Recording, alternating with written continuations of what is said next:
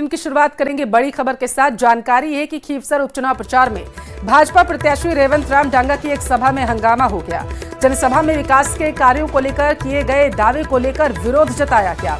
इस दौरान जनसभा में रेवंत राम डांगा ने भाषण देते हुए विकास कार्यों की बात की तो वहां बैठे लोगों ने ऐतराज जताना शुरू कर दिया, जो बेनीवाल समर्थक बताए जा रहे थे। सभा के दौरान ही बेनीवाल समर्थकों ने कहा कि खीवसर में जितना विकास कार्य हुआ वह बेनीवाल ने करवाया। अब इसी को लेकर कार्यक्रम में तू तड़ाक जैसी स्थिति हो गई। दरअसल रोल ग्राम पंचायत के चोपड़ों गुर्जरों की ढाणी में जैसे ही चुनावी सभा करने पहुंचे और उसी दौरान वहां पर पहले बेनीवाल के जयकारे जमकर लगाए जा रहे थे और इसी के बाद बीजेपी पार्टी के जयकारे और रेवंत राम डांगा के जयकारे लगाए गए और उसके बाद रेवंत राम डांगा के और बेनीवाल के समर्थक दोनों ही आमने सामने आ गए। विकास कार्यों को लेकर बात शुरू हुई तो बेनीवाल समर्थकों और भाजपा प्रत्याशी आमने सामने आ गए और इस दौरान जुबानी जंग हुई।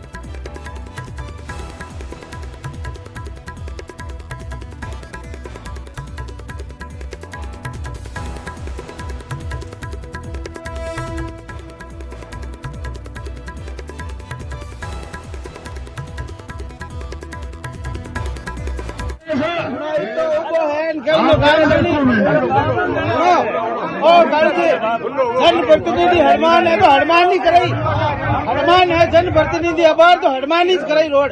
डांगा साहब आप आया हो अबार अपने नागोरो हरमान अबार एमएलओ कौन है? अबार स्थानीय एमएलओ कौन है?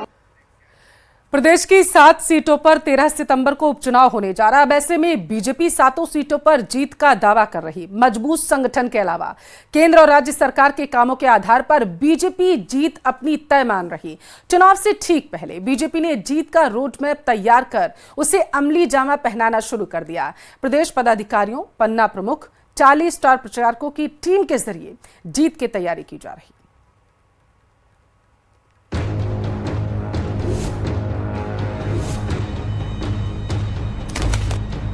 पर हमारा संगठन सुदृढ़ है, सब दृष्टि से हम मजबूत हैं। भारतीय जनता पार्टी के लिए हमेशा लोगों की, देश के लोगों की चॉइस ये बीजेपी रही है। प्रदेश की 7 सीटों पर होने जा रहे उपचुनाव में बेहद कम वक्त बचा है। ऐसे में सभी राजनीतिक दलों ने मतदाताओं को साधने की रणनीति पर काम करना शुरू कर दिया है। स्टार प्रचारकों को रणनीति के जरिए चुनाव मैदान में उतार दिया गया है। भाजपा के प्रदेशाध्यक्ष मदन राठौर उपचुनाव में जीत का दावा कर रहे हैं। मदन राठौर की माने तो चुनाव जीतने के लिए पार्टी का रोड मैप तैयार है। हमारी तैयारी कोई अचानक नहीं हुई है। हमारी तैयारी है, हमारा बूथ मैनेजमेंट, हमारा पन्ना प्रमुख की नियुक्ति, हमारे मंडल और इस स्तर पर हमारा संगठन सुदृढ़ है, सब दृष्टि से हम मजबूत हैं। तो हम उस आधार पर और फिर राजस्थान और केंद्र सरकार के जो बजट है, उनकी जो घोषणाएं जो हमने विकास की है, वो आधार हमारा रहेगा। जनता के बीच में जाकर के हमने ये सब जनता को बताया है और जनता समझती है, सब देखती है। कांग्रेस ने जो पहले जो भ्रम पैदा किए थे वो भ्रम का निवारण भी हो गया है, इसलिए जनता अब हमारे साथ है। आइए आपको बताते हैं कि बीजेपी किस रणनीति के तहत जीत की तैयारी कर रही है। बीजेपी ने पन्ना प्रमुख, बूथ प्रमुख को मैदान में उतारा है। ये सभी मतदाता के घर घर जाकर दस्तक दे रहे हैं। मतदाताओं को विकास का विजन पत्र भेजा जा रहा है। मतदाताओं को सरकार की योजनाओं के बारे में बताया जा रहा है। बीजेपी ने प्रदेश पदाधिकारियों को उपचुनाव के क्षेत्रों की जिम्मेदारी दे दी है। 40 स्टार प्रचारकों के जरिए मतदाताओं को साधा जा रहा है। भाजपा प्रदेश सह प्रभारी विजया राहटकर भी दावा कर रहे हैं कि सभी सीटों पर बीजेपी जीतेगी। भारतीय जनता पार्टी के लिए हमेशा लोगों की, देश के लोगों की चॉइस ये बीजेपी रही है और राजस्थान के लोगों की भी हमेशा उन्होंने बीजेपी को ही साथ लेकर चलने का सोचा है। ये 7 क्षेत्र के उपचुनाव है। बीजेपी की वैसी एक ही सीट है, हम तो वो पक्का जीतेंगे ही, पर हमारी एक ही सीट है। बहरहाल इन 7 विधानसभा उपचुनाव में किसी पार्टी के प्रत्याशी की हार जीत से कोई खासा फर्क किसी भी राजनीतिक दल को पड़ता नजर नहीं आ रहा है। इतना जरूर है कि जिस राजनीतिक दल की जितनी सीटें मिलेंगी उसका कद जरूर नापा जाएगा। जयपुर से न्यूज़ 18 राजस्थान के लिए सुधीर शर्मा की रिपोर्ट। तो 7 सीटों पर होने वाले विधानसभा उपचुनाव के तहत भारत आदिवासी पार्टी से बांसवाड़ा सांसद राजकुमार रोत ने डूंगरपुर जिले की 84 विधानसभा सीट और इसके साथ उदयपुर की सलुम्बर सीट पर भारत आदिवासी पार्टी की जीत का दावा किया। वहीं उन्होंने दोनों सीट पर कांग्रेस की जमानत जब्त होने की भी बात कही है। विधानसभा की बात आती है हर वक्त, जब से 2018 ने जनता ने हमारे साथ दिया है और जनता ने मोर्चा संभाला है। 2023 का चुनाव देख लो, लोकसभा चुनाव देख लो और अभी का जो चुनाव है, वही चीज है कि जनता स्वयं अपने इच्छा से जो जुनून के साथ चुनाव लड़ रही है और इसलिए हम 100% आश्वस्त हैं कि जीत तो है ही सही, लेकिन जो लीड मिली थी मुझे 69,900 की, वही लीड बरकरार रहेगी। कोलंबर का अंदर भी वही चीज हमने कांग्रेस को कहा था कि इस गठबंधन में दोनों सीट छोड़ दिया जाए, लेकिन यहाँ पर कांग्रेस के अंदर भी कुछ लोग ऐसे हैं जो अपने आप को अलग टाइप का महसूस करते हैं और हम तो ये खुला दावा करते हैं कि कांग्रेस के कुछ लोग हैं जो बीजेपी के इशारे पे चलते हैं, क्योंकि लोकसभा चुनाव में कांग्रेस के हाईकमान ने डायरेक्शन दिया था गठबंधन का, लेकिन यहाँ पर कई नेता जैसे कि डूंगरपुर विधायक गणेश जी गोगरा है, कुछ अन्य नेता पार्टी के कांग्रेस के कई ब्लॉक अध्यक्ष, मंडल अध्यक्ष, जिन्होंने अनऑफिशियली बीजेपी को सपोर्ट किया, न कि हमको सपोर्ट किया। जल जीवन मिशन घोटाले को लेकर पूर्व मंत्री महेश जोशी की मुश्किलें बढ़ गई हैं। ईडी के बाद अब एसीबी ने भी केस दर्ज कर लिया। एडिशनल एसपी बिश्नाराम विश्नोई की तरफ से एफआईआर दर्ज की गई। जल जीवन मिशन घोटाले में महेश जोशी सहित 22 अन्य लोगों के खिलाफ केस दर्ज किया गया और एफआईआर में जल जीवन मिशन के वित्तीय सलाहकार सुशील शर्मा, तत्कालीन मुख्य अभियंता आरके मीणा, दिनेश गोयल अतिरिक्त मुख्य अभियंता अरुण श्रीवास्तव, रमेश चंद मीणा, परितोष गुप्ता अधीक्षण अभियंता निरिल कुमार, विकास गुप्ता, महेंद्र प्रकाश सोनी, भगवान सहाय जाजू, जितेंद्र शर्मा, अधिशासी अभियंता विशाल सक्सेना का नाम शामिल है और इसी मामले में ईडी भी जांच कर रही है। शिकायतें प्राप्त हुई थी कि जल जीवन मिशन में काफ़ी वृहद स्तर पे घोटाले हुए हैं। इस बारे में कई शिकायतें पे हम लोगों ने प्रारंभिक जो जांच होती है उसको वेरीफाई किए फैक्ट्स को। उसके बाद हमने 17A prevention of corruption act में सरकार के पास परमिशन के लिए भेजा। वो परमिशन 22 लोगों की आई, उस पर हमने प्रकरण दर्ज किया है। अब विस्तृत रूप से तफ्तीश की जाएगी। सुप्रीम कोर्ट से विधायक शांति धारीवाल सहित जेडीए के 3 तत्कालीन अधिकारियों को झटका लगा है। सुप्रीम कोर्ट में जस्टिस सूर्यकांत और जस्टिस उज्जवल भुयान की बेंच ने हाईकोर्ट के उन आदेशों को रद्द कर दिया जिसमें एकल पट्टा प्रकरण में आपराधिक कार्रवाई को समाप्त कर दिया गया था। सुप्रीम कोर्ट ने हाईकोर्ट को मामले में फिर से सुनवाई का निर्देश दिया। सुप्रीम कोर्ट ने कहा है कि हाईकोर्ट 6 महीने में फिर से मामले की सुनवाई करके अपना फैसला दे। दरअसल हाईकोर्ट के 2 आदेशों के खिलाफ आरटीआई एक्टिविस्ट अशोक पाठक ने सुप्रीम कोर्ट में एसएलपी दायर की थी, जिन्हें निस्तारित करते हुए सुप्रीम कोर्ट ने अपना फैसला सुनाया। 2010 में एक प्रकरण एसीबी ने दर्ज किया था, जिसके अंदर शांति धारीवाल के साथ जिस मामले में G S Sandhu, principal secretary UDH, Nishkam Diwakar, IAS Omkarmal Saini, ये 4-5 अधिकारियों ने और मंत्री ने मिलकर के करोड़ों रुपए का घोटाला किया था, जिसके विरुद्ध एसीबी ने जांच की। जांच करके आईएएस निष्काम दिवाकर, ओंकारमल सैनी और जीएस संधू को गिरफ्तार किया गया। 10 से 14 महीने तक वो जेल में रहे। सुप्रीम कोर्ट तक भी उनकी बेल नहीं हो पाई। उसके बाद जैसे ही कांग्रेस की सरकार आती है, सरकार उसमें क्लोजर रिपोर्ट देती है। फिर उसके बाद क्लोजर रिपोर्ट को जब कोर्ट नहीं मानती तो हाई कोर्ट में जाकर के उसका अनुचित लाभ उठा करके सरकार का पक्ष भी ये कह करके कि इनके विरुद्ध मामला नहीं बनता, उस मुकदमे को भ्रष्टाचार के को समाप्त कर दिया गया। ऐसा मुकदमा जिसमें 18 अधिकारियों ने जांच की, 22,000 पेज की चार्जशीट पेश की गई थी, उसको इन्होंने सरकार ने ख़त्म करा दिया। इस प्रकरण में जैसे ही मुझे पता लगा, मैंने एसएलपी लेकर सुप्रीम कोर्ट में पेश की। आज उस पर यह फैसला हुआ है कि राजस्थान हाई कोर्ट ने जो 2 निर्णय दिए, जिसमें इनके खिलाफ भ्रष्टाचार के मामले को समाप्त कर दिया गया था, उसको रद्द कर दिया गया उस निर्णय को। अब राजस्थान ऑनरेबल कोर्ट के चीफ जस्टिस इनके प्रकरण को पुनः सुनेंगे और 6 माह के अंदर निर्णय देंगे और एसीबी कोर्ट में जो सुनवाई पर रोक थी वो पुनः सुनवाई जारी रहेगी। और उधर शिक्षा मंत्री मदन दिलावर ने दौसा में गोविंद सिंह डोटासरा पर बड़ा हमला बोला और कहा कि गोविंद सिंह डोटासरा ने कांग्रेस कार्यकाल के दौरान पेपर आउट करने का काम किया, खूब माल लूटा और इस दौरान उन्होंने ये भी कहा कि मिड डे मील योजना में जमकर भ्रष्टाचार हुआ। पूरे मामले की जांच की जा रही है।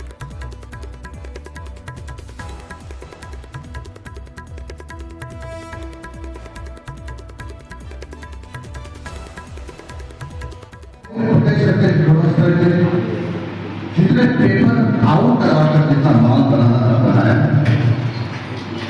और इसकी सभा के बाद संस्था में और बेटी हुई में जितना खाना तक लाया, चांस आगे बढ़े, कब सिक्के में आए और कब अंदर चले आए, कोई पता नहीं।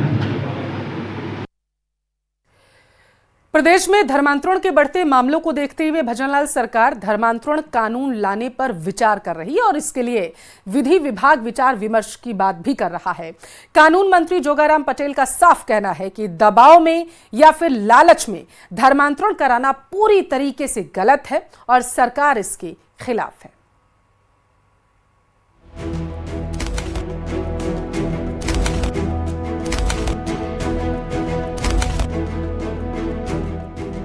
भजनलाल सरकार लाएगी धर्मांतरण पर कानून। अब धर्मांतरण कराने वालों की खैर नहीं, जबरन धर्म परिवर्तन कराना होगा गुनाह। क्या उत्तराखंड और मध्य प्रदेश समेत कई राज्यों में लागू धर्मांतरण कानून अब राजस्थान में भी लागू होने वाला है?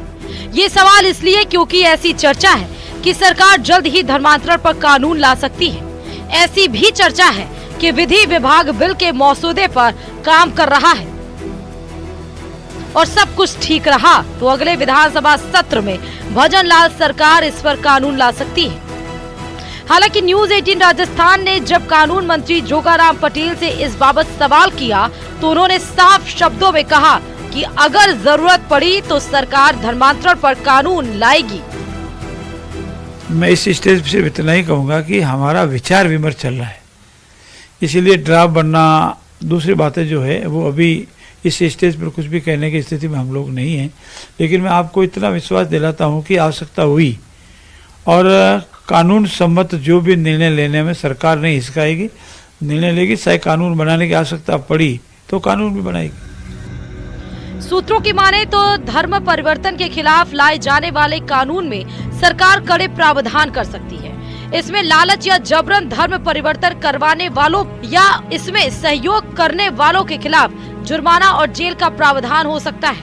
ऐसी भी चर्चा है कि सरकार इसमें लिव इन रिलेशनशिप के लिए रजिस्ट्रेशन को अनिवार्य कर सकती है। न्यूज 18 राजस्थान से बात करते हुए जोगाराम पटेल ने धर्मांतरण के मसले को गंभीर मुद्दा बताया है। आदमी की स्वतंत्रता है कि वो जो जिस धर्म को चाहे उसको अपनावे, लेकिन इसका तात्पर्य ये नहीं है कि उसको गलत लालच देकर के, लोभ देकर के उसकी अनपढ़ता का, या हमारे आदिवासी एरिया में रहने वाले जो भोले भाले लोग हैं उनको प्रलोभित कर यानी किसी तरीकों से धर्मांतरण करवाए। उस धर्मांतर के हम विरुद्ध हैं और हमारा प्रयास है कि ऐसे इच्छा के विरुद्ध लोभ और लालच से या अन्य किसी तरीके से धर्मांतर नहीं होना चाहिए। आइए अब आपको बताते हैं कि किन किन राज्यों में पहले से ही धर्मांतरण पर कानून बना है और क्या सजा का प्रावधान है। जानकारी के मुताबिक अगस्त 2023 तक देश भर में 10 राज्यों में जबरन धर्मांतरण विरोधी कानून लागू हो चुके हैं। उत्तर प्रदेश के साथ उत्तराखंड, मध्य प्रदेश, कर्नाटक, हरियाणा, गुजरात, झारखंड, छत्तीसगढ़, हिमाचल प्रदेश और उड़ीसा में ये कानून है। सबसे पहले उड़ीसा में धर्मांतरण का कानून बनाया गया था। उड़ीसा में 1 साल तक की जेल और 5,000 रुपए तक का जुर्माना, SC/ST समुदाय की नाबालिग और महिलाओं के धर्मांतरण पर 2 साल की सजा और 10,000 रुपए का जुर्माना है। मध्य प्रदेश में 10 साल की कैद और 1 लाख रुपए का जुर्माना, अरुणाचल प्रदेश में 2 साल की सजा और 10,000 रुपए का जुर्माना देना होगा। गुजरात में 5 साल की कैद और 2 लाख रुपए का जुर्माना, नाबालिग लड़की होने पर 7 साल की कैद और 3 लाख रुपए का जुर्माना है। उत्तराखंड में 10 साल की जेल और 50,000 रुपए का जुर्माना, पीड़ित को भी मुआवजा देने का प्रावधान। जबरन सामूहिक धर्मांतरण पर 3 से 10 साल की जेल और 50,000 का जुर्माना। SC/ST समुदाय की नाबालिगों और महिलाओं के धर्मांतरण पर 3 से 10 साल की सजा। इससे पहले प्रदेश में वसुंधरा राजे की सरकार के दौरान साल 2006 और 2008 में धर्म स्वतंत्र बिल 2 बार पास हुआ था, लेकिन तकनीकी कारणों के चलते ये बिल कानून की शक्ल नहीं ले पाया। ऐसे में एक बार फिर सुगबुगाहट है कि सरकार धर्मांतरण पर कानून लाने की तैयारी में है। अब ये देखने वाली बात है कि सरकार कब तक धर्मांतरण कानून पर पूरी तरह अपना रुख साफ करती है।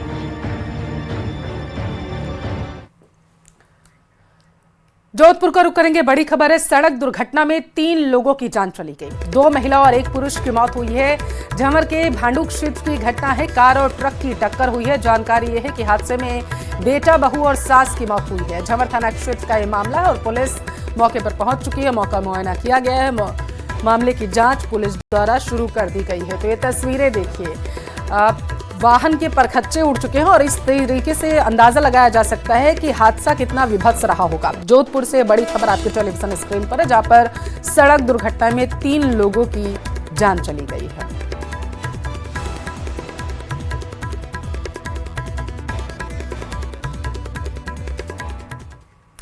अजमेर दरगाह से पहले हिंदू मंदिर होने का दावा मामले में हिंदू सेवा राष्ट्रीय अध्यक्ष विष्णु गुप्ता को व्हाट्सएप कॉल पर अब धमकियां मिल रही हैं।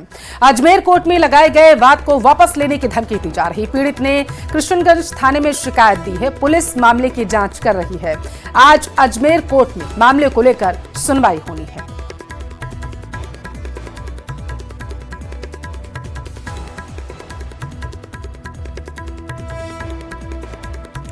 तो दरगाह से पहले हिंदू मंदिर होने का दावा जो है वहां पर किया गया था और इसके बाद बाकायदा कोर्ट में एक याचिका दायर की गई थी। उस पूरे मामले को लेकर के सुनवाई की बात कही गई थी। हालांकि अब जानकारी ये सामने निकल कर आ पा रही है कि धमकियां मिल रही हैं और इससे पहले उनको बताया जा रहा है कि व्हाट्सएप कॉल पर धमकियां मिली और इसके बाद इस पूरे मामले की जांच पुलिस ने शुरू कर दी है। तो ये बड़ी खबर आपके टेलीविजन स्क्रीन पर है।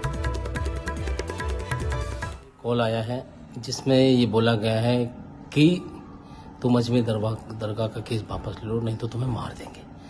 और ये धमकी उन्हीं लोगों द्वारा दी जा रही है जो नहीं चाहते कि ये केस कोर्ट में चले और इस दरगाह की सच्चाई सबके सामने आए, क्योंकि वो महादेव शिव का मंदिर है। वो नहीं चाहते उन लोगों की वहां से रोजी रोटी बंद होने वाली है और इसलिए वो लोग सब फड़फड़ाए हुए हैं। आपने देखा पिछले दिनों भी जब हमने केस फाइल किया, उसके बाद भिन्न भिन्न प्रकार के लोगों ने, जिनको बोलूँगा जिहादी मानसिकता वाले लोगों ने मेरे खिलाफ पीसी की, मेरे खिलाफ भड़काऊ बयान दिए, भाषणबाजी की और वो ये भी तक बोल रहे हैं कि हम हाथ पे हाथ रख के नहीं बैठने वाले। जोधपुर का रुख करेंगे, जहां पर एसीबी की बड़ी कार्रवाई देखने को मिली। चिकित्सा विभाग के संयुक्त निदेशक कार्यालय में एसीबी ने कार्रवाई की। बताया जा रहा है कि कार्यालय के लिपिक के ट्रैप होने की सूचना मिली है। 5000 की रिश्वत लेते हुए रंगे हाथों दबोचा गया। अनुबंध पर गाड़ी लगाने का यह पूरा मामला निकलकर सामने आया है और इसी के एवज में रिश्वत मांगी गई थी। 5000 की रिश्वत के साथ रंगे हाथों ट्रैप कर लिया गया है। तो एसीबी ने जोधपुर में इस बड़ी कार्रवाई को अंजाम दिया गया है, जहां पर उस वक्त विभाग में हड़कंप मच गया। बताया जा रहा है कि चिकित्सा विभाग में कार्रवाई हुई है। संयुक्त निदेशक कार्यालय में एसीबी की कार्रवाई देखने को मिली। कार्यालय के लिपिक को ट्रैप किया गया है, ये जानकारी सामने निकल कर आ पा रही है। 5000 की रिश्वत लेते रंगे हाथों दबोचा गया।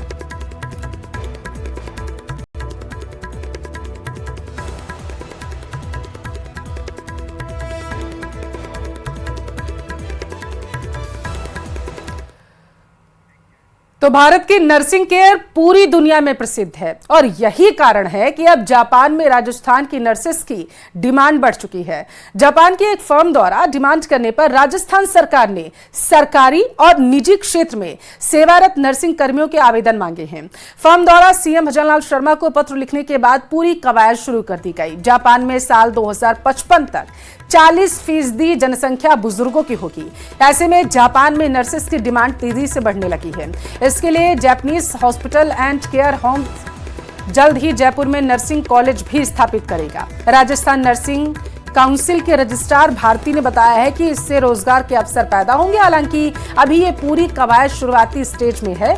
नर्सिंग कर्मियों को जापान में काम करने की गाइडलाइन सामने नहीं आई है।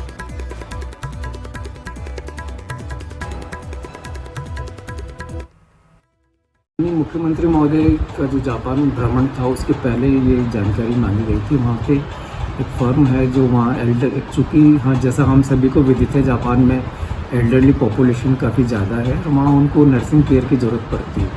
तो जो स्किल्ड मैन पावर है वो भारत में काफ़ी अच्छी संख्या में उपलब्ध है और हमारे जो नर्सिंग स्टाफ है वो सिंसियर और सेवाभावी भी होते हैं। इसलिए यहाँ से प्रस्ताव मांगे गए थे कि जो वहाँ कार्य करने के इच्छुक है, उस संबंध में एक सूची हमने प्रस्तुत की थी। ये योजना तो अच्छी है, सरकार ने अच्छी योजना चलाई है, इससे प्रोत्साहन मिलेगा नर्सेस को। नर्सेस का रॉयल प्रोफेशन है। इसमें ये है कि जो बेचारे वहाँ पे जो सीनियर सिटीजन हैं जिनकी केयर करने के लिए कोई नहीं है, और उन्होंने खास करके इंडिया से जो लोग मांगे और इंडिया में भी राजस्थान से जो लोग मांगे ग्रेजुएट नर्सेस, तो हमारी तो अच्छी अपॉर्चुनिटीज़ है नर्सेस के लिए। वहाँ जाके उनको जॉब भी मिल जाएगा और एक मानव सेवा भी होगी। ब्यावर के जवाजा से बड़ी खबर है, अब तक वो पहुंचाएंगे जहां पर जाली नोट के कारोबार के खिलाफ कार्रवाई देखने को मिली। 46,600 रुपए के जाली नोट जब्त किए गए। ई मित्र संचालक सुरेश नाथ गिरफ्तार हुआ है और इसी के साथ आरोपी से पुलिस पूछताछ भी कर रही है और संभावनाएं ये कि पूछताछ में कई बड़े खुलासे हो सकते हैं। जाली नोट की सप्लाई और छिपाई को लेकर के भी जानकारी जुटाई जा रही है। थाना अधिकारी महादेव प्रसाद के नेतृत्व में इस पूरी कार्रवाई को अंजाम दिया जा रहा है। तो जयपुर से ब्यावर से बड़ी खबर आपके टेलीविजन स्क्रीन पर है, जहां पर जाली नोट के कारोबार के खिलाफ बड़ी कार्रवाई देखने को मिली है। जानकारी ये सामने निकल कर आ पाई है कि एक आरोपी भी गिरफ्तार किया गया है जिसके पूछताछ की जा रही है। कहां सप्लाई इन जाली नोटों को किया जाता था, कहां खपाया जाता था और इसके साथ ये गैंग आखिर कितना बड़ा है, ये रैकेट कहां तक फैला हुआ है, इन सारे मामलों को लेकर के आरोपी से पूछताछ की जा रही है जिसको पुलिस ने गिरफ्तार किया है। तो ये बड़ी खबर है।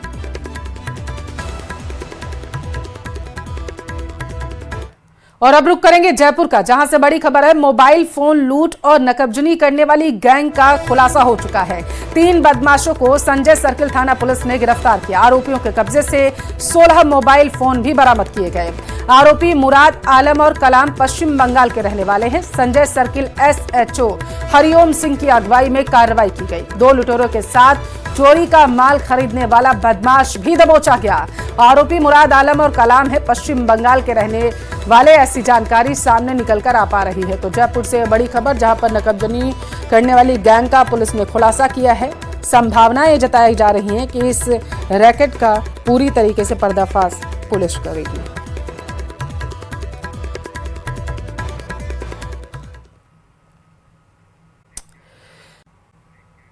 तो प्रदेश में तेजी से डेंगू अपने पैर पसारता जा रहा है। डेंगू के अब तक बताया जा रहा है कि केसेस जो सामने आए हैं वो लगातार बढ़ते जा रहे हैं। सबसे ज्यादा जयपुर में केसेस सामने आए हैं, जहां पर 1219 मामले सामने आ चुके हैं। उदयपुर की बात करें तो वहां पर 1101 केस सामने निकल कर आ पाए हैं। वहीं प्रदेश में मलेरिया के रोगों की संख्या भी ज्यादा बढ़ती जा रही है। जो मरीज है उनकी संख्या अस्पताल में लगातार बढ़ती हुई देखी जा रही है। 1664 जो है मलेरिया ग्रसित मरीज पाए गए हैं। वहीं चिकुनगुनिया की बात करें तो 583 केसेस सामने आए हैं।